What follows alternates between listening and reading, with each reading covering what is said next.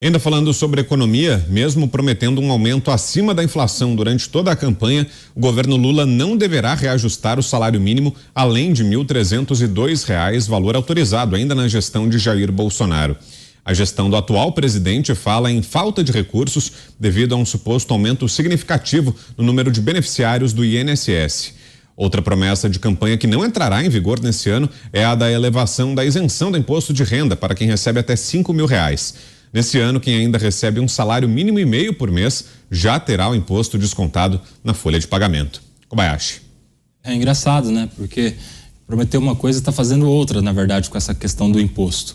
Ele deu a esperança, pedindo o voto para os seus eleitores, de que as pessoas não pagariam impostos se ganhassem até R$5.000. Agora, se a pessoa ganhar aí cerca de R$2.000 e pouco, ele vai pagar imposto. Então, a gente tem uma decisão, não é nem que descumpre uma promessa, mas que vai contra a promessa feita em campanha. E em relação ao salário mínimo, é muito interessante que também é outra promessa que não está sendo cumprida. E aqui não é só desonesta com a promessa feita aos eleitores durante a campanha eleitoral. É uma desonestidade também com a promessa ou com os argumentos que fundamentaram os pedidos e a campanha pela aprovação da PEC de furo no teto de gastos, porque ali o argumento era primeiro para o pagamento do Bolsa Família. Essa tese, esse argumento já tinha caído por terra por conta da decisão do Supremo Tribunal Federal, que entendeu constitucional que os pagamentos para programas de renda mínima estivessem já naturalmente fora do teto. Então esse primeiro argumento já não se sustentaria, não pararia em pé.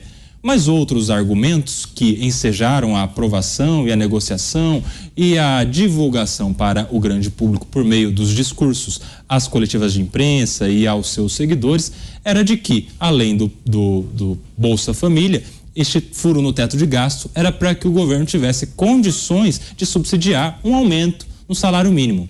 E nós tivemos aqueles que acreditaram durante a eleição e votaram no presidente Lula, e nós tivemos aqueles parlamentares que acreditaram, não sei se sempre votam por convicção ou por outros interesses, mas nós tivemos naquele momento aquele discurso que culminou na aprovação da PEC que furou o teto em 160 bilhões para pagar a Bolsa Família, que não precisaria, e para subsidiar o aumento do salário mínimo. Pessoas foram enganadas, eleitores, parlamentares, todos nós, mais uma vez. Sartori. Estelionato eleitoral, né? Que nem a picanha, né? Igual a picanha. Agora, efetivamente, o limite de isenção baixa. 2.379. E a gente tinha um limite aí de 2.379, era 28.559 anual, dividido por 12, aí dá 12, foi dada 2.379. Agora nós vamos para um salário e meio, né? Já vai dar muito menos, né? E efetivamente é lógico, ele não vai conseguir arcar com todas as obrigações, responsabilidades e despesas que ele vai ter aí durante esse mandato dele, sem efetivamente trazer receita. Ele vai precisar de receita. É a situação. Se na sua casa, se você vai gastar efetivamente com a comida, com os funcionários, com luz, com água, etc. e tal, você tem que ter a receita para poder pagar aquilo. Aqui também vai ser a mesma coisa, tem que aplicar educação, segurança, saúde, prover todos os cidadãos, e etc. e tal. Você vai ter que arcar, efetivamente, vai ter que ter a receita. E a receita vem da onde? Vem do próprio povo, não é?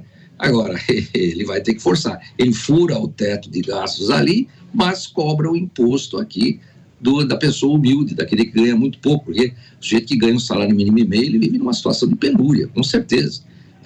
Isso realmente não é investir no cidadão. Ele fala em investir no cidadão, de um lado, né, minimiza e relativiza a palavra gasto, mas de outro lado ele onera o cidadão, o pobre, né, onera o pobre, né, para poder obter receita.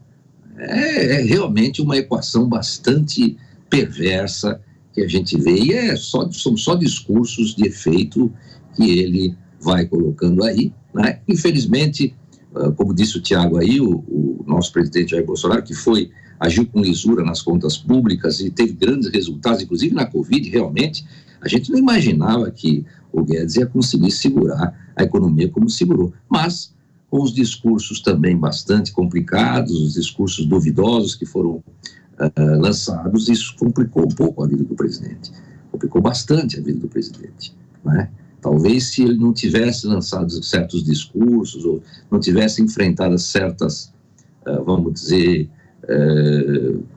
lutas inglórias muitas vezes, talvez ele estivesse numa situação um pouco melhor. E também penso que muitas pessoas que o cercavam e que o respeitavam, que realmente eram confiáveis, também não foram devidamente prestigiadas e devidamente chamadas a apoiá-lo. E algumas pessoas que realmente não eram tão ligadas a ele, e até pessoas do governo anterior, né, do próprio PT, acabaram sendo prestigiadas e deu no que deu, né? O presidente ficou sem um apoio político suficiente e teve aí uma guerra com o Supremo Tribunal Federal, guerra que poderia ter sido evitada, talvez, se houvesse um discurso um pouco mais comedido. De qualquer forma, ninguém é perfeito, né? O presidente fez o que pôde. Eu realmente lamentei que tenha acontecido o que aconteceu, que tenha perdido a eleição, mas a vida continua e nós já temos um fato consumado. Então agora nós temos que ter essa oposição. Então vamos ver se o presidente Jair Bolsonaro, que o Tiago acredita que não consiga, né, liderar uma oposição. Eu penso que ele já foi uma liderança muito forte aqui no país e que talvez ele consiga sim organizar essa oposição, né, de uma forma bastante produtiva. Nós precisamos sim de uma oposição concentrada, coesa, substanciosa, porque senão nós vamos ter problemas. Vai ficar um governo sem freios aí, o governo do PT, e nós já tivemos experiências desagradáveis aí nos governos passados com a questão de dinheiro que foi desviado, que foi enviado para o exterior, a questão da Lava Jato e tudo mais. E, quer queira, quer não, passou pelo crivo da justiça e a justiça condenou todos unanimemente, né? E nós tivemos uma descondenação que nós podemos dizer uma descondenação política, né? Uma descondenação política e realmente fora do âmbito e das linhas constitucionais. É isso que eu penso. E ficou surpreso, Pavinato, com essa constatação aí do governo de que não vai ser possível cumprir as promessas de campanha? Claro que não. Porque nós tivemos... Ele prometeu para uma federação educacional de surdos que não acabaria com uma diretoria especializada para o aprendizado bilíngue em sinais. O que ele fez? Nos primeiros dias acabou. Aumentar, né, a isenção do imposto até 5 mil? Não vai. Aumentar o salário? Não vai. Unificar e pacificar a nação, desde o primeiro discurso dele, ele só insuflou o nós contra eles. O amor, bom, amor só se for o estranho amor. Pluralidade, governo participativo. Nenhum ministro pode falar sem antes ter o aval dele. Vimos isso na primeira reunião ministerial. Devido processo legal para ele, ou seja, ninguém pode chamá-lo daquilo que não é, mas ele pode chamar todo mundo do que os outros não são. A picanha, bom, tá aí, ninguém viu. E ele disse nesse discurso da Caixa, muito elucidativo, assumir a narrativa, né? Ele fala, tudo é narrativa, porque a narrativa, ela disfarça a realidade, mas ela não muda a realidade. Se ela não muda a realidade, ele não poderia mesmo alterar o salário mínimo e aumentar a isenção do imposto de renda ao mesmo tempo. Vamos imaginar, lembra que eu falei do teto de gasto? Com o teto de gasto você pode gastar até aqui, não dá. O que eles inventaram? Nós vamos gastar mais acima do teto, mas agora vai ter a âncora fiscal, que somos nós que pagamos. Então assim, esse aqui é meu naviozinho, imagina que meu crachá é o meu navio, tá? Então, para que eu continue com esse cara, eu vou ter que ter uma âncora. Então, essa âncorazinha, tá, esses gastos estão ancorados com esses impostos aqui. Vai. Mas agora se eu mudo, não vou mais com esse navio aqui, agora meu navio é esse. Essa âncora não dá mais. Eu tenho que ter uma âncora assim, aumentei imposto. Então vai. Agora ele vai aumentar o salário e não vai mexer na tabela, ou seja, ele vai diminuir a âncora aumentando o salário. Não dá, não cabe. A narrativa disfarça a realidade, mas não muda. E ele não é bobo, porque para ele continuar reformando o palácio, para ele viver, ele precisa da âncora.